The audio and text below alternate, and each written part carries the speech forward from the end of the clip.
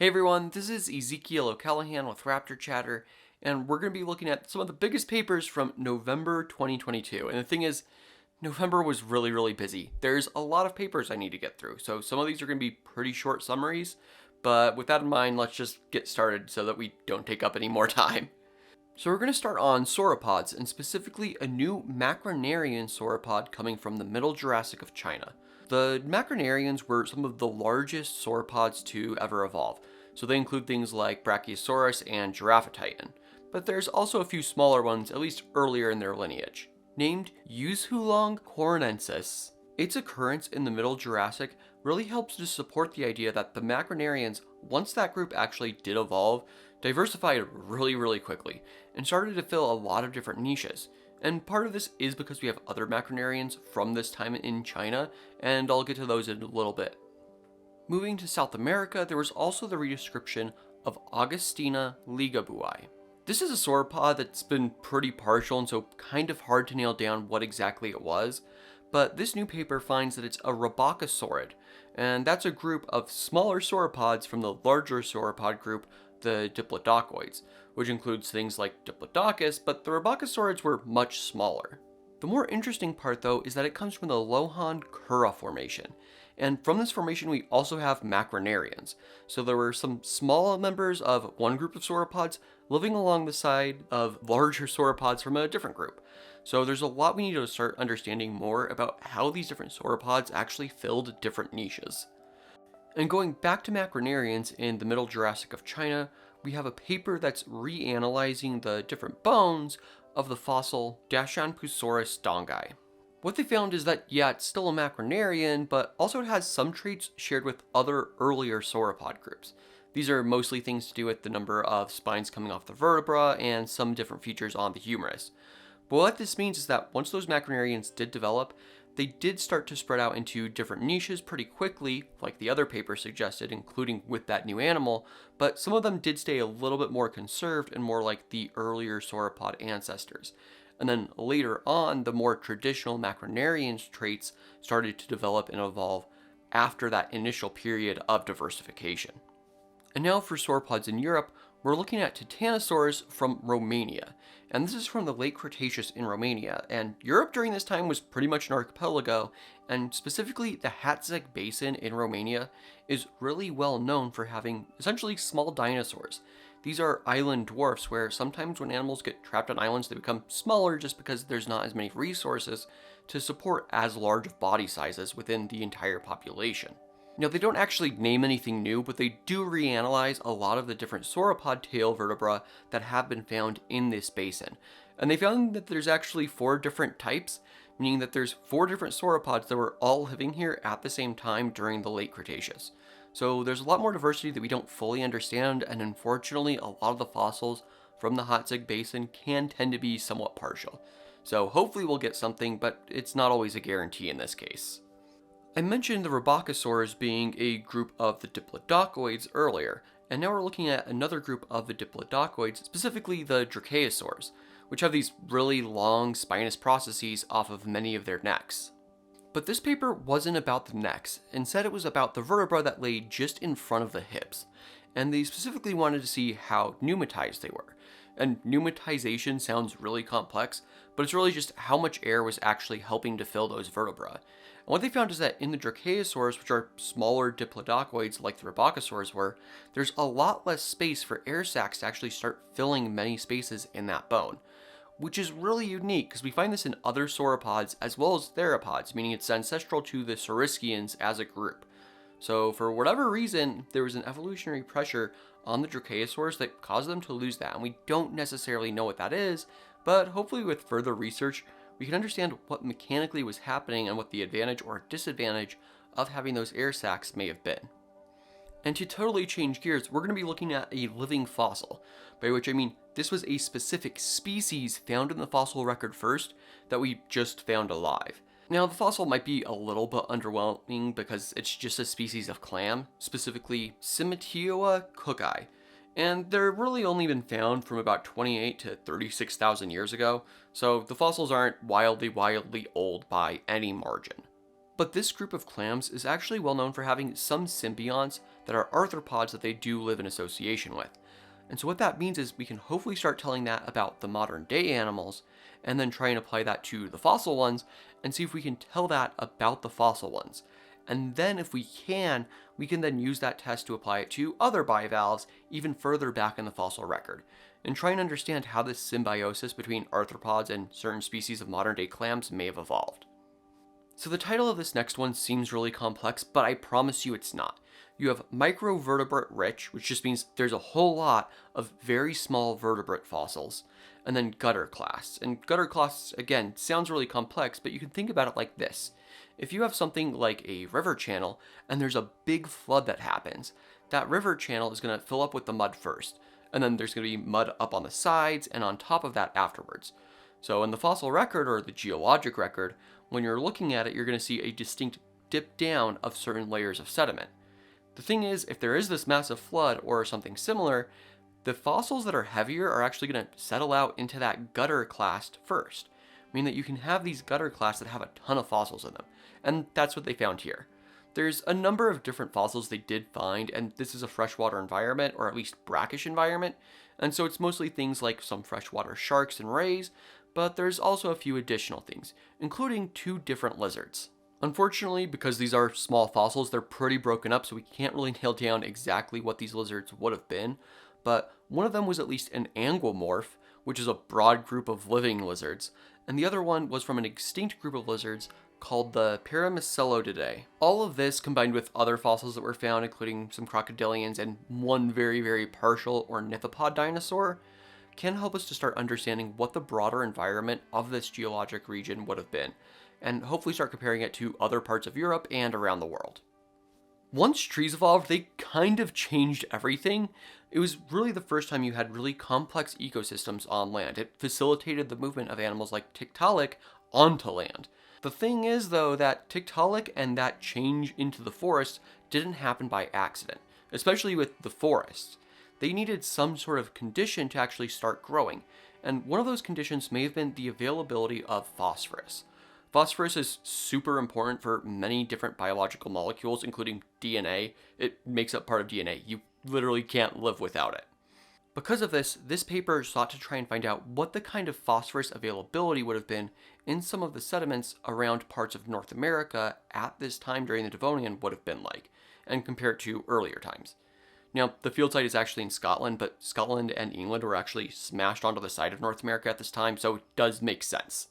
And what they did find is that during the Devonian, when we had this massive plant revolution, there really was a whole lot more available phosphorus. And this could have come from many things, such as just weathering rocks from mountains, but also potentially volcanism and volcanic ash spreading and introducing more phosphorus that way. They don't really narrow down a source, but they go, hey, this is an important factor that we need to start considering. There was also a look at a kind of newly defined Lagerstätte, and people have known about the fossils coming from the Lontras Shale for a while now. But this is the first time it's really been designated as a specific Lagerstätte, and that just means it has really good preservation or there's a lot of fossils. And depending on the fossil, this place actually has both. And they actually were not necessarily looking at those fossils in this paper. They were instead looking at how those fossils formed. And they were able to actually understand the paleoenvironment that formed this Lagerstätte pretty well. And that's that it would have been a fjord type environment. And when I say fjord, you can think of places like Sweden, Norway, and parts of Canada, where there's giant glaciers that have carved big valleys into the ocean. It's the same sort of thing. The thing is, though, this formation actually comes from Brazil, when Brazil was much closer to the South Pole during parts of the Paleozoic, and it's a pretty long spanning formation. In fact, there's actually different times where the sea level rose or fell, meaning that depending on where you are in the formation, you can track those different changes in sea level. And what they found is that closer to the glacier, you would have had slightly fresher water, but also importantly, more oxygenated water. And that's where a lot of the life would have been living. However, as you started to get further out towards the ocean, you would have had deeper waters that were really, really poor in oxygen. And that is part of the reason we have such great preservation. With less oxygen, the decay process was just slowed down. So that means we have some great fossils from here. Now we understand kind of how they occurred and what sort of environment these animals were living in. So this next paper did a lot, and it'll be a really great tool for the future.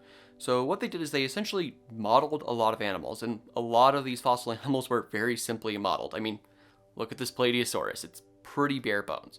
But the thing is, no model is ever going to be perfectly accurate, but some models can be useful, and this one was, because they used that kind of basic model and applied it to different kind of energy constraints the animal would have had. So essentially, what would its metabolism have been, and how much energy would it actually need to survive? And after that, they essentially looked at those numbers and just predicted, hey, this one should belong in a more arid environment. This one should belong in a more rainforesty environment. And the thing is, when we actually look at the fossils that were tested, they pretty much correspond to what the predictions were. I mean, this will be a great tool to try and apply to different understandings of paleoenvironment in the future. There's also a paper on the first fossil skeleton, and I use that term kind of loosely because there's always going to be debate on what defines a skeleton. And in this case, it seems like it was a cnidarian. Now, the cnidarians are things like jellyfish, which famously don't have skeletons, but also things like corals, which do. The thing that's really interesting, though, is that this fossil, Gantusunia aspera, actually spans from the Ediacaran, so before the Cambrian, into the Cambrian. And the thing is, we've just kind of gone, yeah, it's some sort of weird fossil and not really known what it was until now, because now we actually have soft tissue preserved in one of these fossils. And what we found is actually a very evenly ringed set of tentacles coming out of the tips of one of these fossils. And what these authors suggest is that it's actually a medusozoan. And medusozoans include things like medusas, but also jellyfish, which you're probably more familiar with. And the thing is, it's really easy to think, what, jellyfish don't have skeletons, but for at least a short time they kind of do. And that's because both corals and jellyfish are closely related, they just kind of have opposite lives. The coral, its main part of its life is the polyp, so it's hanging around on the rock and feeding out that way. Meanwhile, in jellyfish, it's the opposite. They turn into the medusas that float around and float around. However, each of these has the opposite cycle. For corals, when they breed, you have a little medusa coral that's floating around until it finds somewhere to settle. Meanwhile, in jellyfish, you actually get these stands that have polyps that fully adult jellyfish just pop out of after a while. So this does seem like it might potentially be our first fossil skeleton, as long as you're using a slightly loose idea of the term skeleton. And it's from jellyfish that don't actually have skeletons in the modern day, which I just think is hysterical. And now moving into some theropod dinosaur type stuff that you might be more interested in depending on who you are, there's the first record of an abelisaur coming from Uruguay. And the thing is, it's really just a partial tooth, although it is a well-preserved tooth. The more important part is that this comes from the late Jurassic, which means we know they evolved by at least the late Jurassic. It's something that's been kind of hard to prove because they just kind of show up during the Cretaceous. So we know they're out there, we just need to go look and hopefully find a better fossil of one. There's going to be more theropod stuff later because I did entirely separate videos on it, so I'm just going to tag all of those on at the end. But right now we're going to be looking at a new ornithopod dinosaur, and specifically a hadrosaur. The thing is, this hadrosaur, Melphica decardi, comes from the late Cretaceous but was found phylogenetically to be a very early diverging hadrosaur, which means that there's not just the simple two major clades of hadrosaurs that we normally think of, the Saurolophines and the Lambeosaurines. Instead, there's another entire group that made it to the late Cretaceous that we just haven't studied a ton because we haven't found a ton of them, but they should hypothetically be out there. It's really just a matter of trying to go to the places where we've found some of them and hopefully finding more, and maybe exploring new areas to try and see if they just migrated somewhere where we haven't looked in great detail. There's also a new Rabidontian ornithopod found, this time coming from, like I mentioned before, Romania, and specifically in the Transylvania region. Because of this, it was given the name Transylvanosaurus platycephalus. The Rabidodontans were pretty close to the iguanodontans, if not truly iguanodontans, and they did survive pretty late, especially in places like Romania where we've already found other ones, like Zalmoxes. And the thing is, phylogenetically, it actually shows up pretty close to Zalmoxes, but also Rabododon, which comes from France. Like I mentioned earlier, Europe was pretty much an archipelago, so we're not entirely sure how it made its way from France all the way to Romania through a large ocean, but it does suggest there's a slightly more complex evolutionary history and migratory history in the Rabidontians than we previously thought. Omphalosaurids were a group of very strange marine reptiles coming from the Triassic, And it's been a little bit hard to nail down what exactly they were, other than they had very kind of orange peel-like teeth, according to some researchers, which is just, they had a lot of domed teeth. And we know this because we find a lot of their jaw fragments from around the world. The thing is, now we finally have one that's pretty decently preserved, coming from China. And it's really useful because, hey look, we finally have something so we can know what it looks like. And that also means we can do more phylogenetic analyses with it, and it actually was found that they're pretty close to the ichthyosaurs. Now, there have been other papers throughout this year and last year that suggested, hey, the ichthyosaurs got really big in the early Triassic. That means the marine recovery was probably pretty quick. The thing is, these were also really close to the ichthyosaurs, and they also diversified and filled the planet pretty quickly after the Permian-Triassic extinction. So yeah, it's pretty much backing up that same idea that after the Permian-Triassic extinction, in the oceans at least, there was a pretty good and rapid diversification and recovery of life after that extinction. There's also been a lot of papers on the Daniels collection of early birds coming from the Eocene London clay. And there's actually 2 papers about birds from that collection this month. And so the first one is actually looking at 2 different groups of birds, the psittacopedids and the zygodactylids. And they actually found multiple of each of these groups in the London clay, and because of that they were able to do more phylogenetic analyses because in general birds have a really poor fossil record. And the thing is, both of these groups are extinct today, but doing this phylogeny, it seems like they may have been on their way towards being passerines. And passerines are most birds today. I'm just going to show you an image here because that'll be faster than listing all of the birds that are passerines. Now, these new fossils still aren't that complete, so there's still going to be some more work that's needed to try and actually resolve where exactly these 2 groups actually do fall in the bird family tree, but at least we're starting to narrow down the possibilities. Now, the other paper actually looked at a number of different birds, including a new species of a named genus and a new genus that has 2 new species. There's a new species of Plesiocathartes found, but in the new genus, there's the name Waltonaceus, and then the species Paraleptosomus and Danielsii. Danielsii obviously being after the person who has the collection. The Paraleptosomus one, though, is really important, and that's because para means near, and Leptosomus is already a genus of living birds, and it's actually the only member of its family that's alive today. It's the modern-day cuckoo roller, coming from Madagascar. In general, the modern-day cuckoo roller has been found to be part of the larger Afro-Aves clade, meaning essentially birds that are living in Africa. Now, I don't want to overgeneralize, it's not all birds in Africa, but a lot of the tree-dwelling birds in Africa do belong to this clade. So this is actually really interesting when you're considering these fossils of a related species come from England. And that's because potentially there were multiple groups of these birds that all converged and then moved down to Africa to live in trees. Or secondarily, maybe they just evolved in Europe first, and then as temperatures started to cool after the Eocene, were able to migrate into Africa, as it is just a straight southern shot to remain in those warm temperatures. Chopping open fossil bones and looking at what the structures are, it's a tried and true method. And the thing is, they did this now with an early tetrapod, Whatcheria. And the thing is, they found fibromellar bone. And fibromellar bone isn't really found in things that aren't tetrapods, and so it's thought maybe this evolved later on, because what that means is it's a type of bone that can grow really, really quickly. But the thing is, Whatcheria is a very early tetrapod, and it already has this kind of bone. So that suggests when it was young, it could grow really, really quick, and that might actually be a really important key to why the tetrapods became so successful. Essentially, if they were able to grow really quickly and have faster generation times, or otherwise just be less vulnerable to predation, you're going to have greater success compared to other animals. Some snakes can give live birth. Not all of them, mine doesn't. However, some of them do. And that evolved at least 47 million years ago. This is based on a small buid snake, meaning it's related to boas and pythons, coming from Germany 47 million years ago, like I mentioned. And this was a relatively small specimen of this type of buid, but it's also known that this specific buid, Metzalophis variatus, is normally pretty small. It's not a massive boa like you might expect today.